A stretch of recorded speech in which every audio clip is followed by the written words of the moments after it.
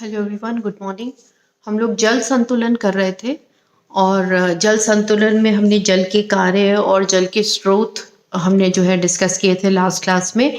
आज हम डिस्कस करेंगे जल संतुलन एक्चुअली कैसे होता है और किसे कहते हैं जल संतुलन। देखिए, बहुत सिंपल है। हमारे शरीर में जो ग्रहण किया गया जल है और जो निष्कासित हुआ जल है, अगर इसकी मात्रा समान रहती है तो इसे हम क्या कहते हैं, जल संतुलन के। जो हमारा शरीर है वो जल संतुलन में, माने जितना पानी हमने लिया है उतना हमने कंज्यूम करके एक तरह से निष्कासित भी कर दिया है और उसको हम क्या कहते हैं, जल संतुलन। ये जल संतुलन हमेशा हमारे शरीर में जो है बैलेंस रहना चाहिए, संतुलन बना रहना चाहिए, जिससे कि हमारे शरीर के जो जितने भी क्रियाकलाप हैं वो सुचारू रूप से चलते रहें। ठीक है, अब मैं आपको नोट्स जब शेयर करूंगी तो उसमें एक छोटा सा टेबल होगा जो कि आप देख सकते हैं कि जल आपूर्ति हमारे शरीर में किन किन चीज़ों से कितने कितने अमाउंट में होती है और निष्कासित जल जो है अलग अलग प्रकार से उसके अंदर कितना कितना अमाउंट रहता है। ये दोनों ही अमाउंट अगर आप देखेंगे तो दोनों बराबर रहते हैं, यानी जितना हमने ग्रहण किया है उतना ही हमने विभिन्न तरीकों से निष्कासित किया है। कल अपन ने डिस्कस किया था कि निष्कासित करने का तरीका, एक तो जल वाष्प जो हम सांस छोड़ते हैं उससे निकलता है, पसीने के रूप में निकलता है, मूत्र के रूप में जो है वो निकलता है। ठीक है, तो हम अभी देखेंगे कि ये जो है ग्रहण किया जाने वाला जल कौन कौन सा होता है। तो हम अगर देखें तो पीने का जो पानी होता है हमारा एक दिन का, वो करीब कितना होता है, 150 लीटर पानी होता है। ठीक है, 150 मिलीलीटर पानी होता है, यानी 1.5 लीटर्स। और भोजन के द्वारा जो भी हम भोजन ग्रहण करते हैं उसमें भी हम जल ग्रहण करते हैं ना। हमने कल बात की थी कि चाहे ड्राई सीरियल्स और पल्सेस हैं या ड्राई नट्स भी हैं तो भी उसमें कुछ अमाउंट ऑफ वाटर जो है रहता है या जल उसमें रहता है। जो भी आप भोजन ग्रहण करते हैं उसको पकाने में, उसको बनाने में या भोजन के अंदर इटसेल्फ जो है वो जल रहता है। तो वो जल टोटल कितना होता है, 1000 मिलीलीटर। पीने वाला जल कितना था, 1500 मिलीलीटर। और जो भोजन के द्वारा हम ग्रहण करते हैं वो जल कितना है, 1000 मिलीलीटर। अब ये टोटल कितना हो गया, 250 मिलीलीटर। ठीक है, और ऑक्सीकरण द्वारा जल जो हमारे शरीर को प्राप्त होता है, कल हमने बात की थी मेटाबॉलिक एक्टिविटीज होती है, उसके फलस्वरूप भी जल बनता है। ठीक है, बाय प्रोडक्ट के रूप में, तो वो जल भी हमारे शरीर को अवेलेबल होता है। तो ये जल जो होता है ये 300 मिलीलीटर होता है। अगर हम इन तीनों प्रकार के जल को हम टोटल करें तो ये कुल जल जो है 2800 मिलीलीटर होता है। तो 2800 मिलीलीटर एक सामान्य व्यक्ति जो है उसका अनुमानित जो है जल ग्रहण करने की मात्रा होती है। ठीक है, अब हम देखेंगे, क्योंकि हमने अभी बात की वाटर बैलेंस क्या है, जितना हमने ग्रहण किया उतना हमने निष्कासित कर दिया। ठीक है, तो अब हम देखेंगे निष्कासित किया जाने वाला जल कौन कौन सा होता है। तो मूत्र के द्वारा जो हम जल निष्कासित करते हैं वो करीब होता है 1500 मिलीलीटर। ठीक है, और त्वचा के द्वारा जो निष्कासित किया जाने वाला जल होता है वो है 800 मिलीलीटर।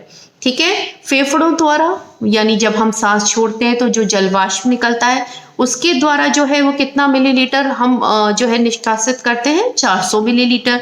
ठीक है, और मल के द्वारा यानी जो वेस्ट जो एक्सक्रीटा होता है उसके द्वारा जो जल जो है शरीर के बाहर निष्कासित किया जाता है वो होता है 100 मिलीलीटर।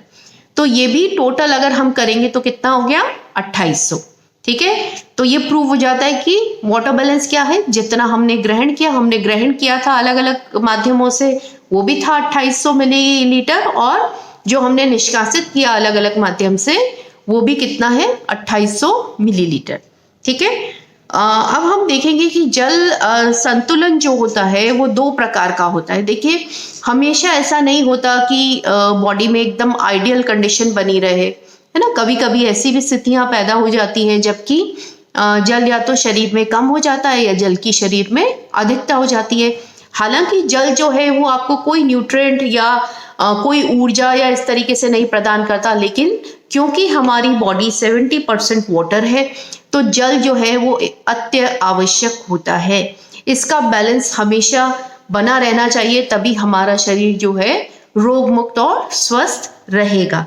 नहीं तो बहुत सारी जो है प्रॉब्लम्स जो है उत्पन्न हो जाती हैं। ठीक है, सबसे पहले हम देखेंगे जल संतुलन। पहला है धनात्मक जल संतुलन या positive water balance. Positive water balance क्या होता है कि जब हमारे द्वारा ग्रहण किया गया जल हमारे द्वारा निष्कासित जल से ज्यादा होता है, ठीक है, तो शरीर में ज्यादा पानी रह जाता है, यानी पॉजिटिव वाटर बैलेंस, यानी शरीर में ज्यादा जल रह गया, जरूरत से ज्यादा जल रह गया। अब ये कब कब होता है? मान लीजिए आप जो है आप आहार में जो है प्रोटीन बहुत ज्यादा ले रहे हैं, या आपको किडनी की कोई प्रॉब्लम है ना। किडनी की जब प्रॉब्लम होती है, क्योंकि किडनी जो है वो यूरिया जो है, जो प्रोटीन मेटाबॉलिज्म का बाय प्रोडक्ट होता है, उसको भी निष्कासित करने में मदद करती है। तो कई बार किडनी की कोई प्रॉब्लम है या आहार में हम नमक की मात्रा ज्यादा ले रहे हैं, ठीक है, तो ऐसी कंडीशन में जो है सोडियम जब बढ़ता है तो वो जो है जल को, क्योंकि सोडियम आयन जो होता है इसकी बेसिकली क्या टेंडेंसी होती है, जल को अवशोषित करने की टेंडेंसी रहती है। जब सोडियम की मात्रा ज्यादा होती है या किडनी में कोई प्रॉब्लम होती है, किडनी की डिफॉर्मिटी होती है, पूरी तरह से किडनी काम नहीं कर रही, यूरिन नहीं बन रहा है, ठीक है, तो प्रोटीन की अधिकता नहीं, प्रोटीन की जब कमी होती है तब भी क्या है, इडीमा जैसी प्रॉब्लम जो है हो जाती है। जब जल अधिक मात्रा में एक्स्ट्रा सेलुलर स्पेसेस के अंदर एकत्रित हो जाता है, जल अगर हमारे शरीर में ज्यादा रहेगा तो कहाँ इकट्ठा रहेगा? एक्स्ट्रा सेलुलर जो स्पेस है, यानी कोशिकाओं के जो बीच में जो स्थान है, दो कोशिकाओं के जो बीच का स्थान है, इसे हम कहते हैं एक्स्ट्रा सेलुलर स्पेसेस। तो इन स्पेसेस में जब जल जब एकत्रित हो जाता है तो यहाँ पर क्या होता है, ये प्रेशर किसके ऊपर पड़ता है? कोशिकाओं पे, ठीक है।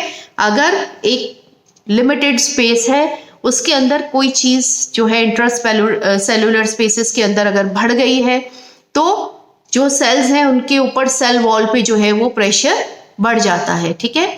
और यहाँ पर जल के एकत्रित होने से स्वेलिंग या सूजन या इडीमा जैसी जो है समस्या उत्पन्न हो जाती है। इडीमा किसे कहते हैं? जब जल जो है हमारे एक्स्ट्रा सेलुलर स्पेसेस के अंदर बढ़ जाता है।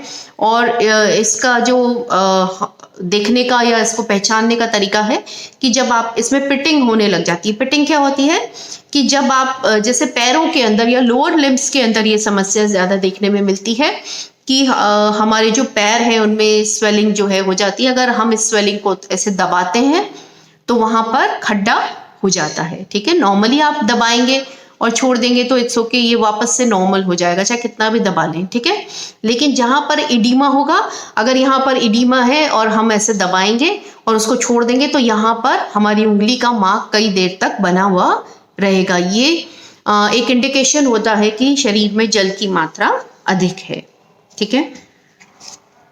उसके बाद है ऋणात्मक जल संतुलन या नेगेटिव वाटर बैलेंस। कहने का मतलब है कि हमारे शरीर से निष्कासित जल की मात्रा जब ग्रहण किए गए जल से अधिक होती है। पहले हमने क्या पढ़ा पॉजिटिव में कि हम ले ज्यादा रहे हैं और निकाल कम रहे हैं किसी भी जरिए से, ठीक है। और ऋणात्मक या नेगेटिव वाटर बैलेंस क्या होता है कि जब हम जल को ग्रहण कम कर रहे हैं और निष्कासित अधिक कर रहे हैं। इसका सब तो हमारे शरीर में क्या हो जाता है, जल की कमी हो जाती है, जिसे हम नेगेटिव वाटर बैलेंस भी कहते हैं। ये बेसिकली कंडीशन कब होती है? जैसे कि गर्मियों के अंदर, ठीक है, जब हीट स्ट्रोक होता है या लू लग जाती है। सामान्य भाषा में अगर हम बात करें तो लू लगने का क्या होता है कि टेम्परेचर बहुत ज्यादा हाई होता है ना। गर्मियों के अंदर जब तेज गर्म हवाएं चलती हैं जिसे हम लू बोलते हैं, तो या बहुत ज्यादा गर्मी है या डायरिया हो गया किसी को या किसी अन्य कारण से डायरिया और वॉमिटिंग हो गया, तो क्या होता है कि जल अधिक मात्रा में हमारे शरीर से निष्कासित हो जाता है और हमारे शरीर में जल की कमी हो जाती है, ठीक है। ऐसी कंडीशन को हम ऋणात्मक जल संतुलन या नेगेटिव वाटर बैलेंस कहते हैं, ठीक है। अब हम देखेंगे कि जल संतुलन की प्रक्रिया क्या होती है, हमारी बॉडी में क्या मैकेनिज्म होता है, क्या प्रक्रिया ऐसी होती है कि हमारा शरीर सामान्यतया अपनी बॉडी का या अपने आप का जो वाटर बैलेंस है उसको बनाए रखता है। कौन से ऐसे कंट्रोल्स है, क्या चीज़ इसको कंट्रोल करती है कि जितना हम जल ग्रहण करें उतना शरीर से निकल भी जाए। ठीक है, तो ध्यान से सुनिएगा और इसके नोट्स जरूर बनाइएगा आज की आज ही। वो है शरीर में जल संतुलन के लिए जो है हमारा अधश्चेतक यानी हाइपोथैलेमस जो होता है वो उसमें उपस्थित जो है जितनी भी तंत्रिका तंत्र है ये कनेक्टेड रहते हैं। और पश्च पीयूष ग्रंथि या पोस्टीरियर पिट्यूटरी ग्लैंड जो होती है, इस पिट्यूटरी ग्लैंड जो है वो एक हार्मोन का स्रावन करती है जिसे एंटी डाययूरेटिक हार्मोन कहते हैं। एंटी डाययूरेटिक हार्मोन जो है, या इसे हम हिंदी में भी यही बोलेंगे एंटी डाययूरेटिक हार्मोन, इसको शॉर्ट में हम ADH बोलते हैं। ठीक है, ADH एक एब्रिवेशन है जो कि हम यूज करते हैं एंटी डाययूरेटिक हार्मोन। आप अभी तक 2 वर्ड्स आए हैं जिनको आपको याद करना है, एक पोस्टीरियर पिट्यूटरी ग्लैंड या पश्च पीयूष ग्रंथि। ठीक है, ये पश्च पीयूष ग्रंथि जो है ये ADH या एंटी डाययूरेटिक हार्मोन का स्रावन करती है और इसके ये जो हार्मोन है ये हमारे शरीर में जल संतुलन को कंट्रोल करता है। देखिए हमारी बॉडी में, हमारे ब्लड के अंदर ऑस्मो रिसेप्टर्स होते हैं।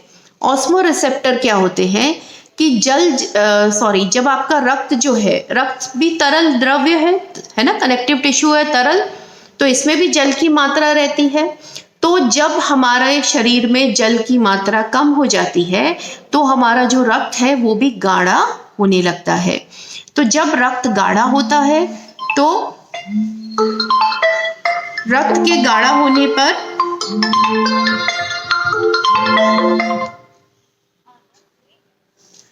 रक्त जब गाढ़ा होता है तो ये जो ऑस्मो रिसेप्टर्स हैं ये इस गाढ़ेपन को सेंस करके या इसको डिटेक्ट करके, इसको पहचान कर हमारे ब्रेन को ये मैसेज देते हैं और हमारे ब्रेन में पश्च पीयूष ग्रंथि जो होती है इस मैसेज को लेकर और ये जो है एंटी डाययूरेटिक हार्मोन या ADH का स्रावन करती है। ठीक है, समझ लीजिए कि जब आपके शरीर पे रक्त की मात्रा कम होती है, ठीक है, तो रक्त की मात्रा कम होने से जो ऑस्मो रिसेप्टर्स हैं, ऑस्मो रिसेप्टर को हिंदी में परासरण ग्राही जो होते हैं कोशिकाएं होती हैं, परासरण ग्राही कोशिकाएं या ऑस्मो रिसेप्टर्स, मैं ऑस्मो रिसेप्टर्स ही बोलूंगी बार बार, आप इसको ध्यान करिएगा, इसको हिंदी में हम कहते हैं परासरण ग्राही। ठीक है, कोशिकाएं जो होती हैं या ऑस्मो रिसेप्टर्स जो होते हैं ये हमारे ब्रेन को मैसेज देते हैं और पश्च पीयूष ग्रंथि जो होती है ये ADH या एंटी डाययूरेटिक हार्मोन का स्रावन करती है। ये हार्मोन जब रक्त में मिल जाता है तो ये किडनीज को ऑर्डर करता है ना। रक्त क्या है? रक्त आपकी बॉडी में सब जगह घूमता रहता है, ट्रांसपोर्टर है ये। ठीक है, तो इस हार्मोन को भी ट्रांसपोर्ट करता है ये कहाँ पर? किडनी में। ठीक है, और किडनी को ये मैसेज जाता है कि हमें क्योंकि जल की कमी हो रही है इसलिए यूरिन भी कम बनाना है, कम पेशाब बनाना है। अगर ज्यादा पेशाब बनेगा, ज्यादा यूरिन बनेगा तो क्या होगा? शरीर का ज्यादा जल जो है निष्कासित हो जाएगा, क्योंकि हमारे शरीर में जल की मात्रा की कमी हो गई है, जल की कमी हो गई है। तो ये ADH किडनी को ऑर्डर करता है कि आप कम यूरिन बनाइए।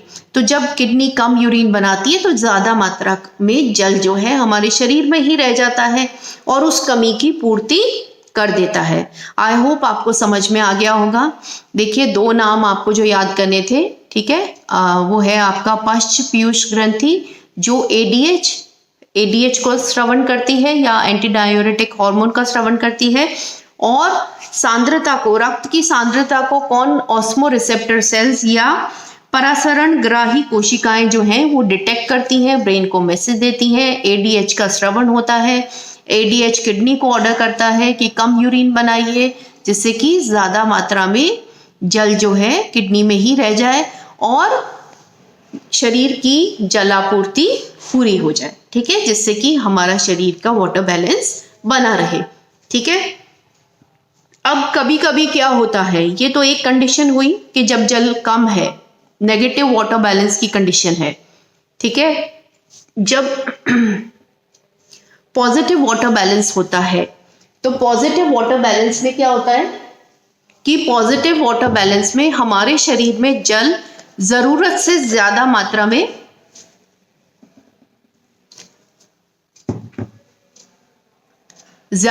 में जल जो है हमारे शरीर में एकत्रित हो जाता है। अब हमने क्या पढ़ा है कि जल ना तो कम होना चाहिए ना ज्यादा होना चाहिए, कोई भी न्यूट्रिएंट ना कम होना चाहिए ना ज्यादा होना चाहिए, ठीक है। अब इस ज्यादा मात्रा के जल को जब हमें स्रावित करना है, तो जो ऑस्मो रिसेप्टर सेल हैं वो ब्रेन को फिर से मैसेज भेजती है कि अब जल की मात्रा शरीर में ज्यादा हो गई है, हमारा रक्त जो है वो अधिक तरल हो गया है, ठीक है। बॉडी के जो फ्लूइड्स हैं उनकी जो डेंसिटी है वो लो हो गई है, ठीक है। फिर ऐसी कंडीशन में पुनः जो हमारी पीयूष ग्रंथि है, पाश्च पीयूष ग्रंथि है, ये एडीएच के स्रावण को रोक देती है या कम कर देती है, ठीक है। तो एडीएच जब कम होता है तो किडनी अपना जरूरत से ज्यादा, किडनी पे कंट्रोल खत्म हो जाता है, तो किडनी ज्यादा मात्रा में यूरिन बनाकर ये जो एक्स्ट्रा जल हमारे शरीर में है उसको यूरिन की फॉर्म में निष्कासित कर देती है, और अगेन हमारे शरीर का जो वाटर बैलेंस है वो बन जाता है।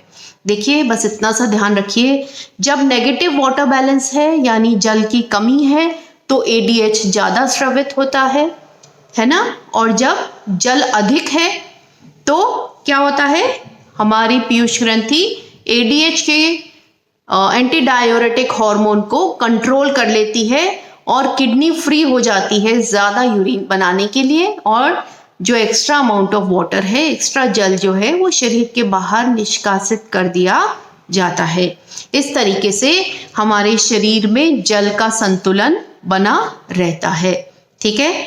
इसमें एक हार्मोन का नाम आपको याद रखना है, एडीएच या एंटी डायूरेटिक हार्मोन, ठीक है। इजी है, बहुत डिफिकल्ट नहीं है।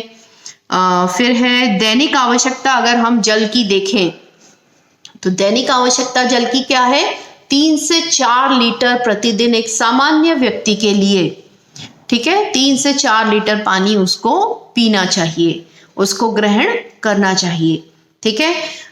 लेकिन अलग अलग व्यक्तियों के लिए अलग अलग चीजों की आवश्यकताएं, पोषक तत्वों की या अन्य चीजों की आवश्यकताएं भिन्न भिन्न होती हैं। जिन लोगों में जैसे किडनी की प्रॉब्लम है या इडीमा की प्रॉब्लम है, ऐसे लोगों को कोई जरूरी नहीं है कि प्रस्तावित है जी 3 से 4 लीटर पानी तो 3 से 4 ही लिया जाए। बॉडी टाइप के अनुसार या शरीर के अनुसार हमारी जल की आवश्यकता घट या बढ़ सकती है ना। जो बहुत ज्यादा गर्मी में काम करते हैं, जो बहुत मेहनत मजदूरी करते हैं, जो बहुत ज्यादा पसीना बहाते हैं, कहीं पे भी चाहे जिम कर रहे हैं, तो ऐसे लोगों की जल की आवश्यकता बढ़ जाती है। बट सामान्यतः अगर हम देखें तो 3 से 4 लीटर जल की आवश्यकता होती है। अब हम देखेंगे कि जल की कमी के प्रभाव क्या होते हैं। अगर आप जल की मात्रा शरीर में कम ले रहे हैं तो उसके क्या प्रभाव पड़ते हैं। इससे जो है हमें थकान महसूस होती है, त्वचा में रूखापन, ड्राइनेस हो जाती है स्किन के अंदर, क्योंकि स्किन का मॉइस्चर बनाए रखने का कार्य भी जल करता है। झुर्रियां हो जाती हैं, निर्बलता या वीकनेस फील होती है। होता है ना, जब गर्मियों के अंदर आपको पानी नहीं मिल रहा है या बहुत ज़्यादा आप गर्मी में हैं और उमस है या ऐसा, तो कई बार आपको वीकनेस भी फील होता है, ठीक है। मुंह भी ड्राई हो जाता है, हाथ पैरों में ऐंठन होने लगती है। ऐंठन क्यों होने लगती है? क्योंकि जल के अंदर जो है घुले हुए कई ऐसे लवण होते हैं जो हमारी मस्कुलर एक्टिविटी को बनाए रखते हैं।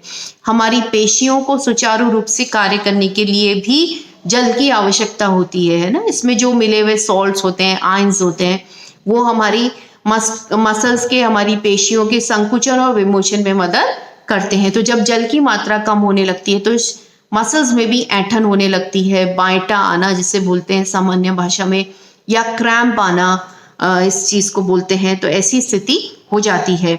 नाड़ी की गति जो है उसमें भी वृद्धि हो जाती है, ठीक है। और कई प्रकार के लक्षण जो हैं वो दिखाई देने लगते हैं। और इसका उपचार क्या करना चाहिए अगर किसी को जल की कमी हो जाए?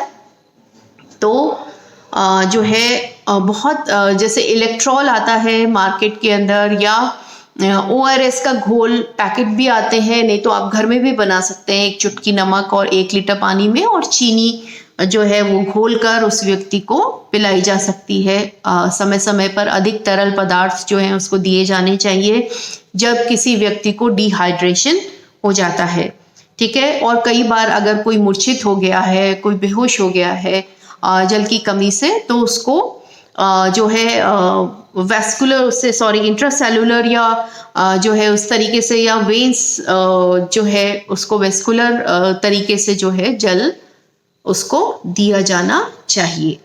तो ये है आपका जल संतुलन। नेक्स्ट क्लास में हम नेक्स्ट टॉपिक लेंगे।